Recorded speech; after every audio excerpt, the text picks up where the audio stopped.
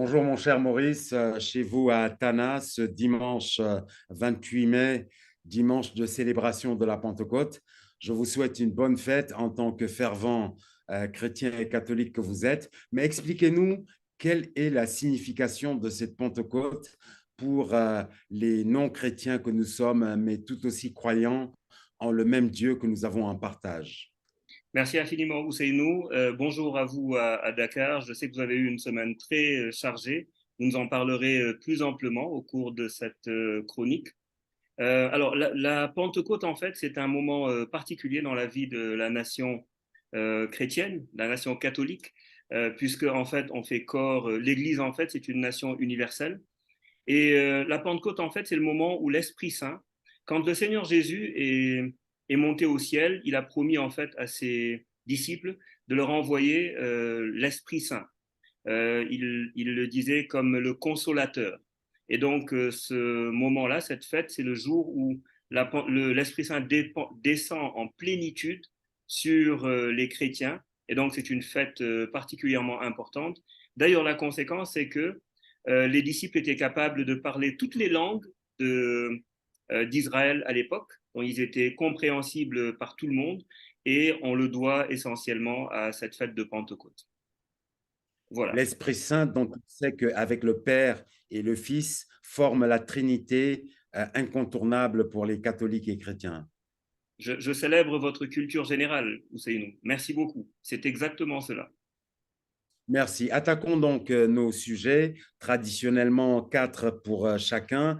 Nous allons parler de ce qu'on dirait, de ce qu'on appellerait en Wolof Ali Kalagi. C'est Sonko, l'affaire Sonko, ses paradoxes, ses possibles et potentiels débordements par rapport à la sécurité et à l'ordre public. Qu'avez-vous pensé de cette caravane Sonko, prétendument caravane de la liberté, qui a démarré cette semaine après son procès auquel il a été absent contre Adissar à Dakar, se trouvant à Ziguinchor, dont il est parti il y a quelques jours? Absolument, Ousseynou. L'affaire Sonko Adissar, pour nos amis de l'étranger qui nous suivent de plus en plus nombreux, il faut dire que le chef du parti PASTEF et le candidat déclaré à la présidentielle 2024 est au cœur d'un procès qui suscite des tensions au Sénégal. Accusé de viol et de menaces de mort par une ancienne employée d'un salon de beauté, Sonko voit son avenir politique menacé.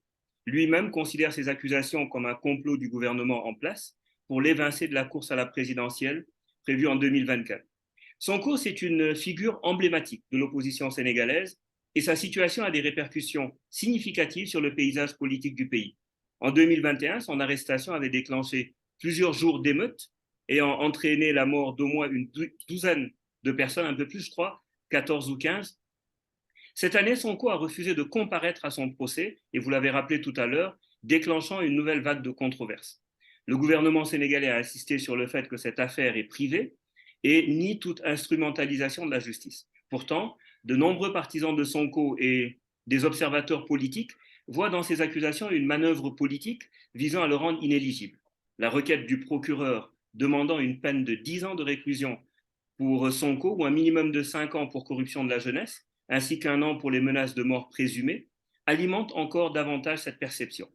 En dépit Mais des accusations, précisément, la réaction de Sonko avec sa caravane, vous pensez que c'est une course à l'échalote, j'allais dire, une provocation de plus ou une réaction normale?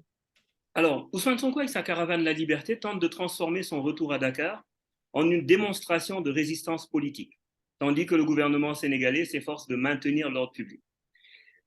Alors c'est très compliqué parce que, évidemment, Ousmane Sonko, on sent bien que c'est un stratège politique et il serait plus favorable pour lui d'être condamné pour un motif politique plutôt que pour une peine infamante comme celle du viol.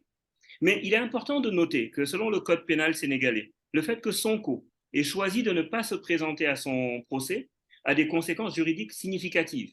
Parce que Lesquels?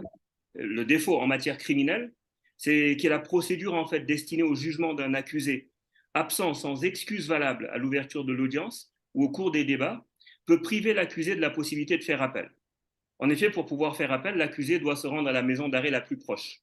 Donc la question demeure, comment cette affaire se résoudra-t-elle et quel impact aura-t-elle sur l'avenir politique du Sénégal sur son éligibilité, parce que les implications de l'absence de Sonko à son procès pourraient être déterminantes pour la suite des événements. Mais quelles que soient les En tout cas, réponses, en tout cas, pour cette caravane dite de la liberté, il y a déjà un habitant de Kolda de 37 ans qui a été privé de sa liberté de vivre. Il a été tué par balle reçue à l'abdomen, a dit le procureur, sans qu'on ne sache la provenance de la balle en question. absolument, mais ça reste un marqueur de chaque sortie de Ousmane Sonko et de ses nombreux appels à la résistance. On a encore en mémoire la fameuse phrase quiconque décède parmi vous, sa mère réenfantera. Donc, déclaration qui avait un peu choqué. Alors, mais je voudrais, parce que vous avez intervenu toute cette semaine, cher Ousseynou, pour changer totalement de sujet, au Fort Afrique de Youssou N'Dour. Et vous souhaitiez en fait nous en parler. Est-ce que c'était un temps intéressant pour vous? Merci Maurice. Effectivement, mon cher, ça a été un temps très intéressant.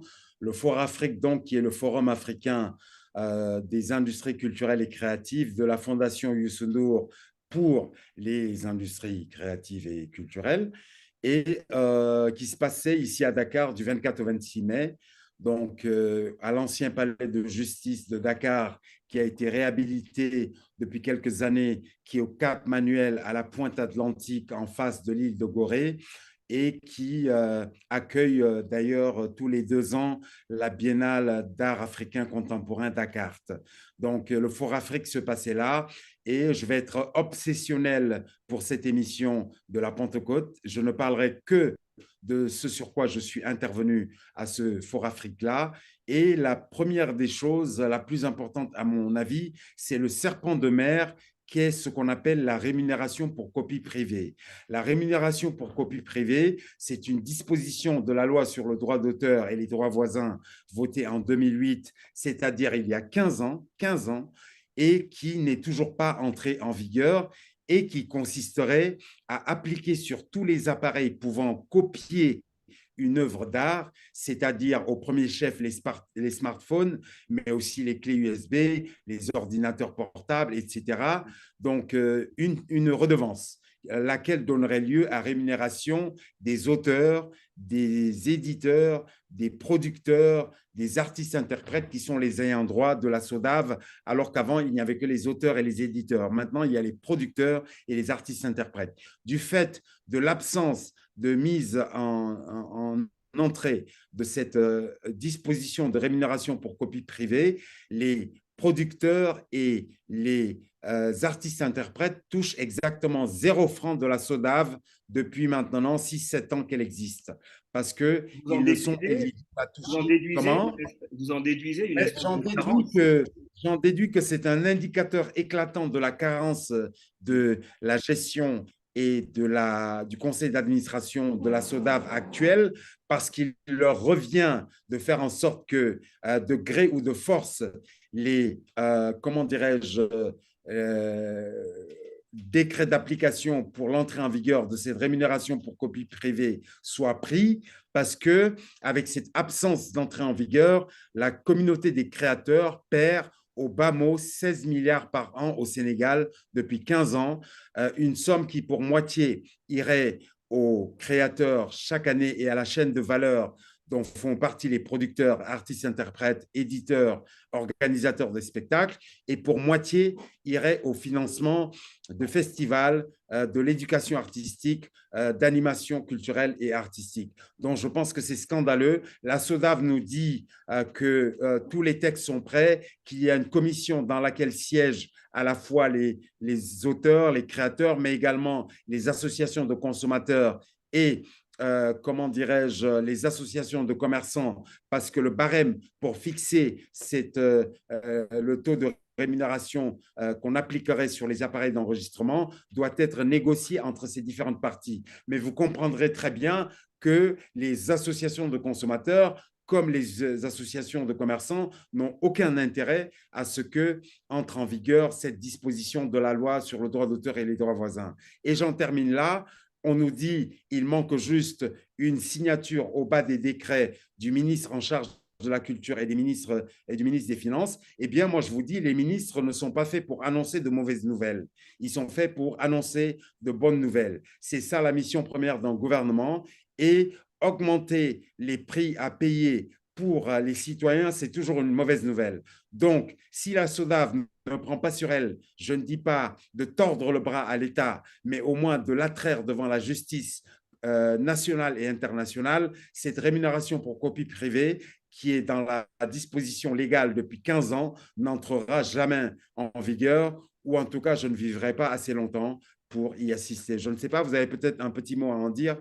Oui, tout à fait. Alors, je trouve qu'avec toutes ces opportunités, tout ce manque à gagner finalement, pour les artistes notamment, parce que je pense en particulier à cette composante de la population, les artistes en fait, qui sont un peu ceux qui en souffrent le plus. Ça pourrait constituer des revenus immédiats et des revenus différés.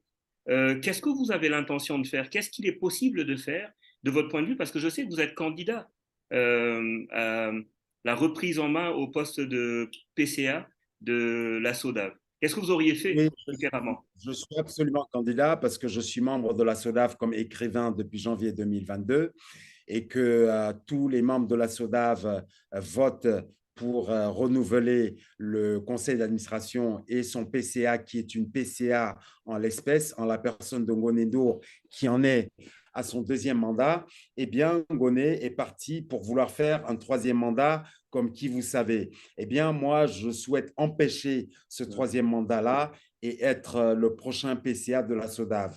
Toutefois, il se trouve que, alors que j'avais tout préparé pour ma candidature de PCA avec un site internet mis en ligne il y a quelques jours, ousseynounarguey-sodav2023.com, la SODAV m'a aimablement informé qu'en fait, effectivement, comme tous les derniers jeudis du mois de juin, il y aura une AG de la SODAV à Thiès, d'ailleurs, à 70 km de Dakar, cette année 2023, mais pas d'élection, parce que le conseil d'administration est renouvelé au tiers tous les 3 ans, et ce sont tous les 3 ans que, effectivement, le mandat du PCA ou de la PCA en la circonstance est renouvelé.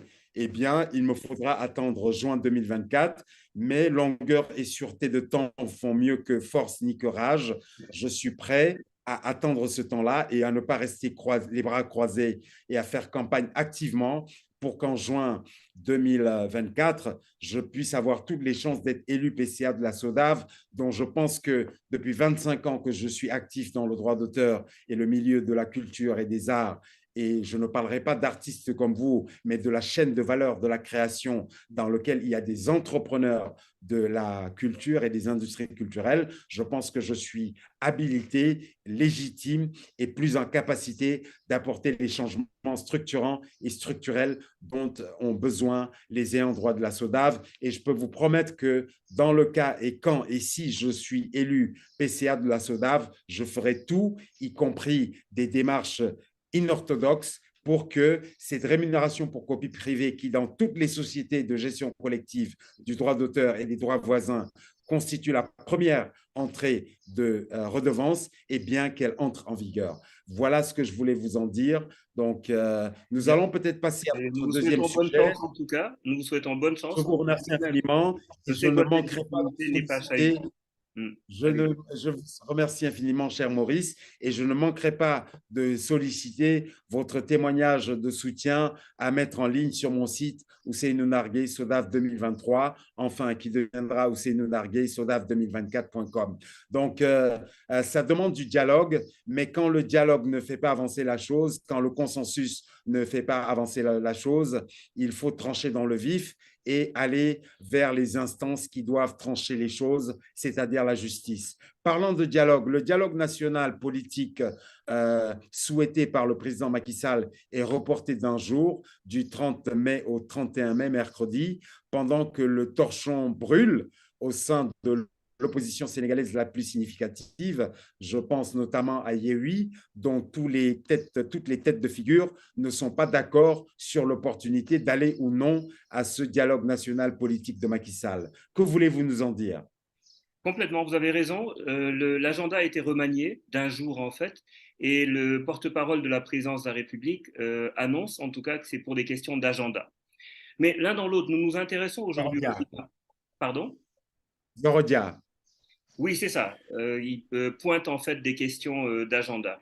Aujourd'hui, nous nous intéressons au climat politique actuel au Sénégal, en particulier aux turbulences qui secouent la coalition d'opposition Yewwi-Askanui, un ensemble de partis politiques regroupés autour d'un objectif commun, faire partir le président Macky Sall aux prochaines élections présidentielles et, je l'espère, offrir une alternative crédible à son administration. Mais la coalition traverse actuellement une zone de turbulence qui pourrait ébranler sa cohésion et compromettre ses objectifs. Les remous ont été déclenchés par des images d'opposants clés. Je veux parler de Barthélémy Diaz, hein, jusqu'alors connu pour leur farouche opposition à Sall, en train de partager des moments amicaux avec ce dernier lors du Forum mondial Sal Maki ou Sal Khalifa? Sall Maki, le président. Ils étaient en train de partager donc des moments très amicaux avec Habib Sy, Khalifa Sall, lors du dernier forum mondial sur l'économie sociale et solidaire qui a eu lieu à Dakar. Et bien que ces interactions puissent sembler anodines puisqu'elles procèdent de la courtoisie et de la civilité, dans d'autres contextes, dans le paysage politique tendu du Sénégal, elles ont été perçues comme des signes de division au sein de l'opposition.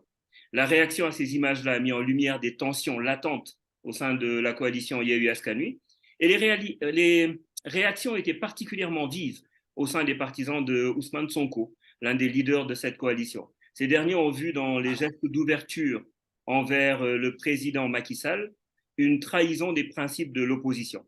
Mais la tension ne se limite pas à l'interaction entre les leaders de l'opposition et le président. La coalition se trouve également face à des dissensions internes, notamment autour du mouvement Tahaou Sénégal de Khalifa Sall, parce que bien que ce dernier n'ait pas encore officiellement pris position sur le dialogue avec Macky Sall au nom de son parti, sa réticence à rejeter catégoriquement cette possibilité a suscité des inquiétudes au sein de la coalition.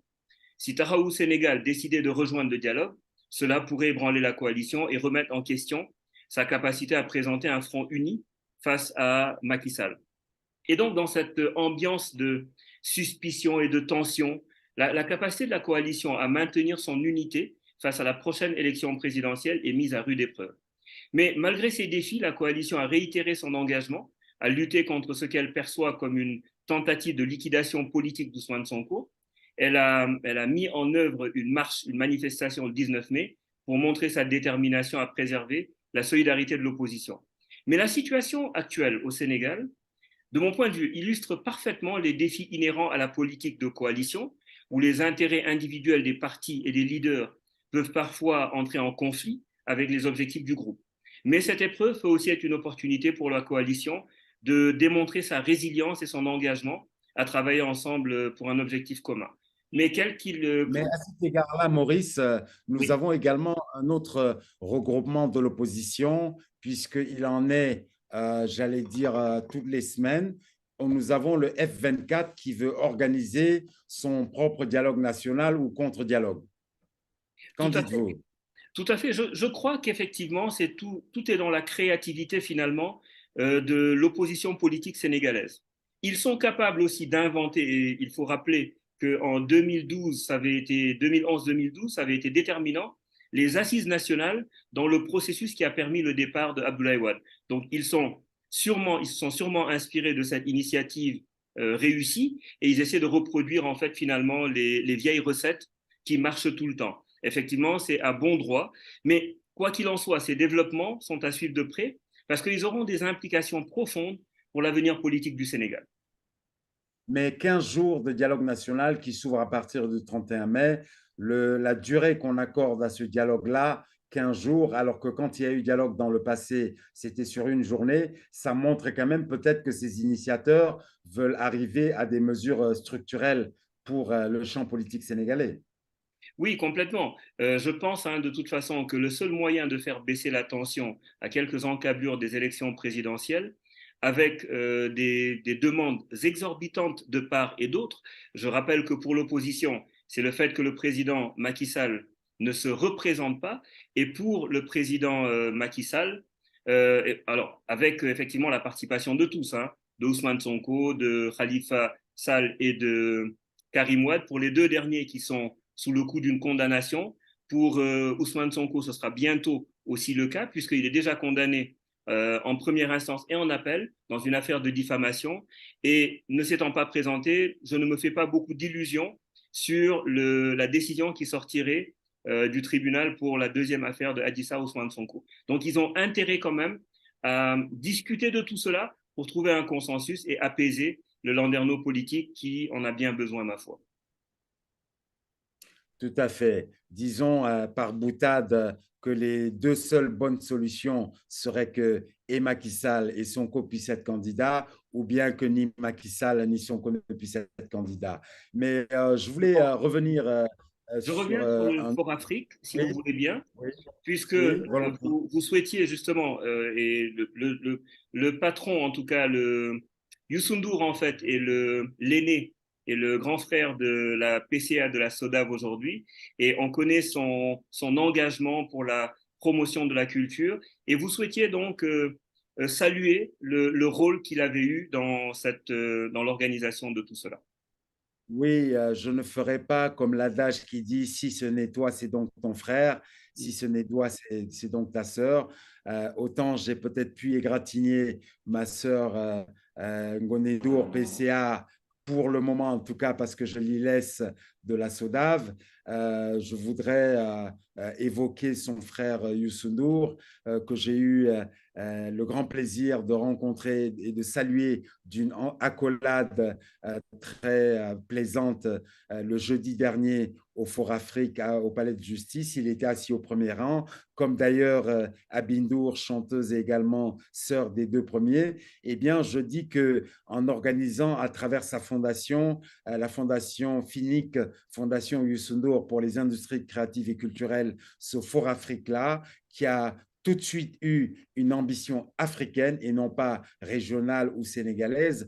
Je crois que Youssou N'Dour a placé la barre très haut et surtout, je pense que il rend justice au leadership naturel qui est le sien et qu'il se doit d'assumer en tant que première, après peut-être des gens comme Bob Marley, Alpha Blondy et les Touré Kunda, première de nos stars planétaires de la world music, Youssou N'Dour qui a roulé sa bosse d'artiste sur tous les continents, mais qui en même temps a une casquette d'entrepreneur et d'entrepreneur qu'on lui connaît et qu'on respecte. Je voulais saluer son leadership dans l'assumation du rôle qui doit être le sien, c'est-à-dire de faire en sorte de promouvoir les industries culturelles et créatives comme véritable industrie, comme chaîne de valeur économique, comme secteur économique. Et de ce point de vue-là, il est important de le souligner pour s'en féliciter parce que pour une fois, ce n'est ni le gouvernement, ni une organisation non gouvernementale ou de coopération bilatérale comme l'OIF ou que sais-je encore, qui organise ce grand rassemblement et cette grande plateforme d'exposition des industries culturelles et créatives, mais c'est bien la fondation, c'est-à-dire une structure privée de Youssou N'Dour. Donc, chapeau bas à lui pour ce Fort Afrique-là, dont nous espérons que c'est juste la première édition et que nous pourrons la voir tous les ans ou tous les 2 ans. Et il n'a pas jeté sa casquette d'artiste puisque pendant le Fort Afrique, le jeudi en soirée, il nous a gratifié d'un petit concert privé avec 4-5 chansons que le public a énormément apprécié. Donc, allons sur quelque chose peut-être avec vous de plus controversé.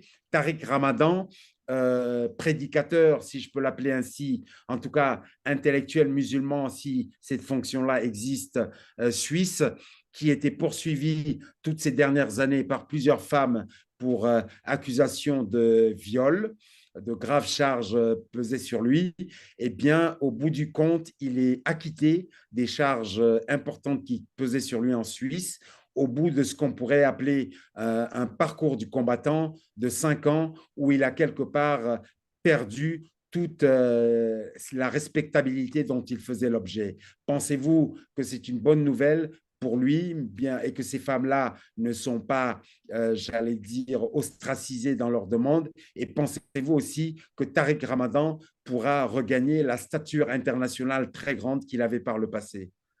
C'est sûr que Tariq Ramadan, figure influente du monde islamique en Europe, et philosophe islamique respecté, puisqu'il faut rappeler qu'il est professeur de philosophie à l'université en Suisse en tout cas. Et il y a 5 ans, des accusations graves ont été portées contre lui. Il a été accusé d'agressions sexuelles multiples, ce qui a déclenché une véritable tempête médiatique. Et effectivement, son aura, sa réputation en ont pris un sacré coup. L'affaire a été longue et complexe, avec de nombreuses enquêtes et procédures judiciaires. Par plusieurs femmes. Par plusieurs femmes. Accusé par plusieurs femmes. Par plusieurs femmes, oui. Agressions sexuelles multiples, donc, en Suisse. L'affaire a été longue et complexe, avec de nombreuses enquêtes et procédures judiciaires. Il y a eu beaucoup de débats et des controverses sur la façon dont l'affaire a été traitée. Certains ont même mis en cause la manière dont les preuves ont été recueillies et présentées. Après 5 ans de bataille juridique aujourd'hui, il est acquitté. Ça ne veut pas dire que le crime n'a pas été commis, mais simplement qu'il n'y a pas assez de preuves pour prouver que c'est la personne accusée qui a commis le crime. Il y a un principe en matière pénale, c'est que le doute bénéficie à l'accusé. Ce verdict a donc soulevé de nombreuses questions importantes. Qu'est-ce qu'il en est des droits de celui qui est accusé d'un crime? Qu'est-ce qu'il en est de la justice pour ceux qui se disent victimes? Et de ce point de vue-là, pour la justice, pour les victimes présumées, c'est important de rappeler que toute personne qui dit avoir été victime d'un crime a le droit d'être entendue et respectée. Je le rappelle en fait parce qu'au Sénégal, et c'est sur un autre sujet, ça n'a pas toujours été le cas. Et même sur un tribunal ne trouve pas toujours suffisamment de preuves pour condamner l'accusé, ça ne minimise pas la gravité de ce qu'a vécu la victime présumée. En devant rappeler que les affaires judiciaires sont jugées par des tribunaux et pas par l'opinion publique, et que c'est facile de se laisser emporter par les rumeurs et les spéculations, et de toujours laisser, en tout cas, de rappeler l'importance de la présomption d'innocence. L'affaire Tariq Ramadan, et c'est pour moi le grand enseignement qu'il faut en tirer, nous rappelle à tous que la justice peut être un processus long et complexe, plein de nuances et de défis, et ça souligne surtout l'importance du respect des droits de tous les individus impliqués, qu'ils soient accusés ou victimes présumées. En tout cas, nous souhaitons à Tariq Ramadan de retrouver le prestige universitaire qui était le sien, et à la victime de pouvoir se consoler et de panser ses plaies.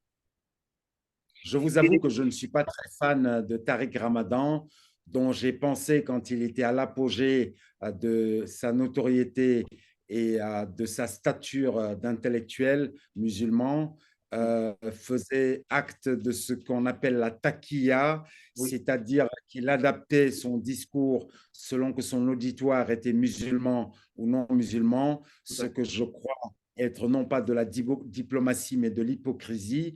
Je n'ai jamais été fan de Tariq Ramadan, mais je prends acte et je lui donne acte de sa, en tout cas, de la décision par la justice de ce qu'il est innocent des charges qui étaient intentées contre lui, sachant que je ne pense pas que ce soit le bout de l'affaire, parce qu'il me semble que même en France, il est également sous le coup de plainte pour viol et agression sexuelle. Oui, tout à fait. Ce n'est pas la fin de l'affaire. D'abord parce qu'il n'a été acquitté qu'en première instance et que les victimes peuvent encore faire appel de cette décision et que ça ne concerne que la Suisse, alors qu'en France, de nombreuses affaires sont encore pendantes contre lui. Mais vous vouliez nous parler aussi, cher Ousseynou, des plateformes numériques et des opportunités qu'elles constituent pour la chaîne de valeur des industries culturelles et créatives. Et je pense que vous avez abordé ce point lors du Fort Afrique. Oui, on n'en sort pas du Fort Afrique. Je vous ai dit que je serais très obsessionnel pour cette émission-ci du dimanche de Pentecôte 2023. Donc, au Forum africain des industries culturelles et créatives, j'étais dans un panel qui s'appelait très précisément droit d'auteur, plateforme numérique, euh, comment dirais-je, blockchain et NFT, les non-fungible tokens, jetons non fongibles. Donc là, le droit d'auteur à la lumière des évolutions numériques incroyables que nous vivons actuellement. Et je répète ce que j'ai dit là-bas, les plateformes numériques sont une vraie opportunité pour les acteurs africains et pour l'Afrique pour faire de notre industrie culturelle et créative, non plus un embryon d'industrie, mais une véritable industrie. Et on en voit le chemin avec le succès des séries télévisées, comme nous le voyons sur les plateformes numériques, les séries télévisées sénégalaises. Et de ce point de vue-là, je constate pour le regretter que la SODAV n'est parvenue à faire payer en droit numérique à YouTube de Google que 100 000 euros sur 6 ans, ce qui est vraiment dérisoire.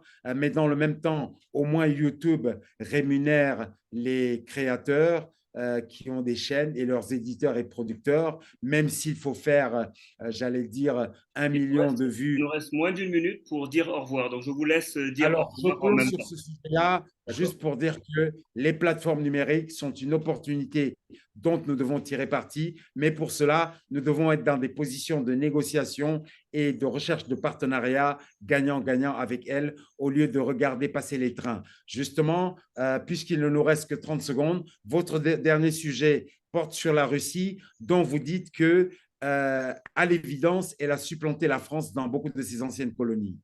Oui, tout à La fait. Russie officielle ou Wagner? Alors, dans le contexte géopolitique actuel, il semble que la Russie, par l'intermédiaire du groupe Wagner, soit en train de remplacer la France en tant qu'acteur majeur dans ses anciennes colonies africaines. Des sources diverses indiquent que le Tchad, un autre ancien territoire français, pourrait être le prochain sur leur liste. Le groupe Wagner, une société de sécurité privée russe, offre un soutien matériel et opérationnel aux groupes rebelles dans ces pays, selon Paul Stronsky du Carnegie Center. En République centrafricaine, pays d'où la France a retiré ses troupes en 2017, Wagner est devenu le principal représentant de la Russie, contribuant à sécuriser le gouvernement et obtenant en contrepartie un accès à des ressources minières extrêmement lucratives. Cependant, la montée de la Russie dans ces régions n'est pas sans controverse. Des rapports des Nations Unies mettent en lumière des violations graves des droits de l'homme et des crimes de guerre commis par notamment l'armée malienne et les mercenaires de Wagner, même s'ils s'en sont défendus, et l'État malien a fait un droit de réponse extrêmement virulent pour remettre en perspective les choses. Mais au-delà de l'Afrique francophone, Wagner, Donc, pardon, Maurice, vous considérez qu'on ne peut pas faire de distinction entre la Russie officielle de Poutine et Wagner, la milice armée d'Evgeny Prigogine. alors, cette distinction est clairement faite par Vladimir Poutine qui déclare Urbi et Orbi à qui veut l'entendre, que la Russie n'est pas au Mali, par exemple, pour prendre le cas du Mali, et que c'est une société de sécurité privée qui a noué un partenariat avec l'État malien. Ça se défend. L'État malien lui-même déclare travailler avec l'État russe. Et c'est là aussi où on a un peu cette espèce de double discours qui ne clarifie pas la situation. Mais au-delà de l'Afrique francophone, Wagner a également étendu son influence en Libye et au Soudan, deux autres anciens territoires français. En Libye, par exemple, ils ont soutenu le général rebelle Khalifa Haftar, et puis au Soudan, des images montrent des troupes de Wagner formant des soldats soudanais.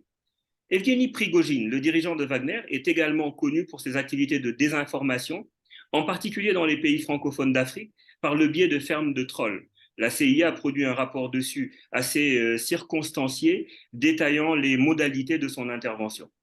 En retour de leur soutien, généralement, Wagner reçoit des contrats lucratifs. Mais la Russie semble viser des gains financiers d'abord. Et c'est ça que Stronsky explique en fait. La Russie cherche à être perçue comme une puissance globale, voulant une présence militaire dans différents pays pour surveiller des régions stratégiques.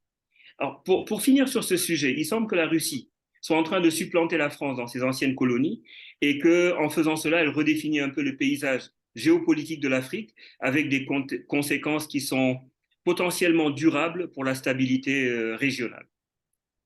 En tout cas, je trouve dommage deux choses. La première, c'est que Wagner, qui est le nom d'un grand artiste de musique classique, soit désormais assimilé au nom d'une milice armée. Je trouve dommage ensuite que cet emblème de la souveraineté et du pouvoir régalien de nos États, qui est la défense du territoire, soit confié à des privés dans nos pays, comme au Mali, par exemple, ou en Centrafrique. C'est extrêmement dommageable. Et je trouve enfin dommage, dans le sillage de ce que je viens de dire à l'instant, que nos panafricanistes, que je qualifie souvent de panafripons, les Kémy Séba, les Nathalie Yamb, ne s'insurgent pas contre cette présence de Wagner ne s'en offusque pas outre mesure. En tout cas, merci. Bon dimanche de Pentecôte à nouveau. Je vais peut-être vous demander une petite bénédiction pour les croyants que nous sommes en le même Dieu et vous souhaiter un bon dimanche à Tana pour une belle semaine qui reprendra mardi prochain. Merci à vous et au revoir chez vous à Tana. Merci infiniment, Ousseynou. Au revoir.